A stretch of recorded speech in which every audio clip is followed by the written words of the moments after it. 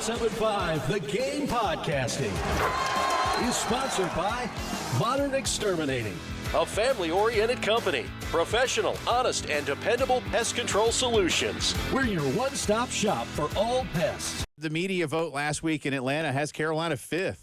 And that's a far cry from 13th last year. I think they ended up finishing 6th in the conference after actual games were played. You know what Lenoris is all about. You know there's some things to fix on defense. And everybody knows those things. And yet, again, the assembled media feels like Carolina's a top 5 team. What does that tell you, A? And B, do you feel like this is a group now that's ready to take on those expectations? Well, it's a good nod to success because, I mean, we did lose a tremendous amount, even though we do have the North Star that is Lenoris. Hopefully he's wrapped up in some type of holy cloak or somebody's watching after him right now. But the whole point is losing so much, especially on defense last year. It's respectable that, we finished 6th, but they have us place 5th in the preseason. But again, if I was Lou Holtz somewhere, I would probably be trying to figure out some maniacal way to turn this around and use it against you. They don't think you.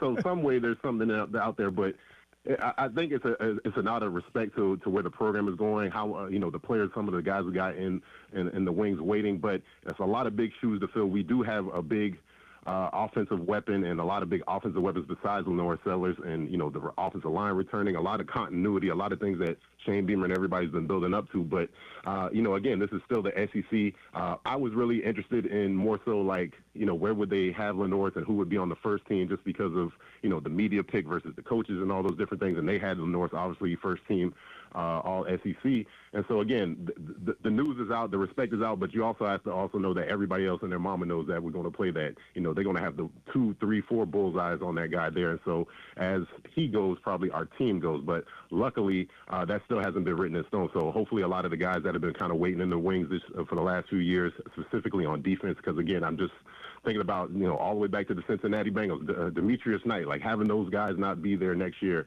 The leadership it's going to be rocky, and every year is a different year, regardless if all of those guys came back. But physically and also from a mindset wise, it's going to be really tough to kind of replicate and saying some of the things. But this is why you go through the test of the paces of the season, because again, it's great to see the kind of all right, they got a little bit of respect, but hopefully as competitors, these guys want to finish on top. And obviously, I think that this is the right group of guys, and Shane and those guys have been priming them all off season to kind of, take the bit in their mouth and try to exceed the expectations, even though 5th is a nice spot. But I don't even know if that gets us into the college playoffs, and I think that's the conversation that this program is really wanting to start to have at this point. All right. I just made you defensive line coach at South Carolina. Congratulations. Yeah.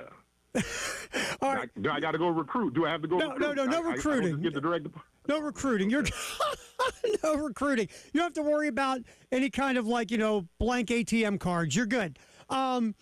You're coaching Dylan Stewart. What are you working on in camp with Dylan Stewart to take him to the next level?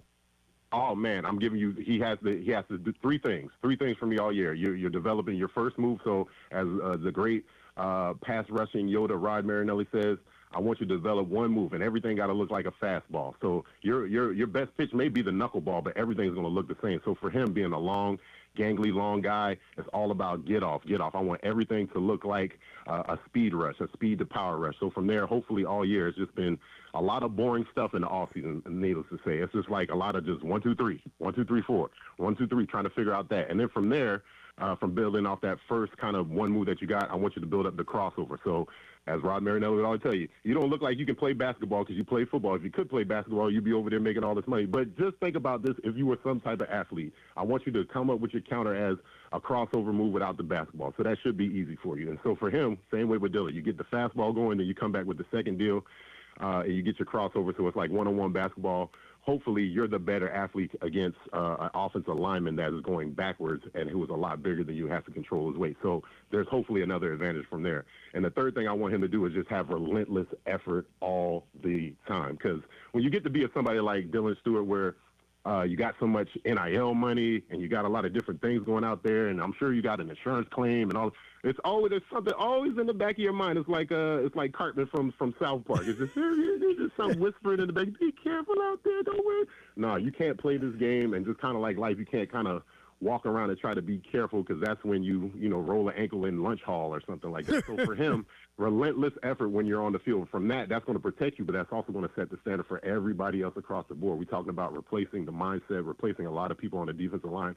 Somebody got to be the bell cow. And so for Dylan, maybe he's not maybe the most vocal person, but when you put the tape on and I see you just going sideline to sideline, using a whole bunch of effort, a lot of will, a lot of correct technique that has nothing to do with the God-given talent that you got. And so I'm not even asking you to use that. I'm just asking you to go out there and play like your hair is on fire, use one of those old coaching cliches. And from there, that'll probably inspire a whole bunch of other guys on both sides of the ball. Plus, we need to figure out a way to get Lenoris the ball as much as possible. And him playing at top speed like that will hopefully garner a lot of turnovers.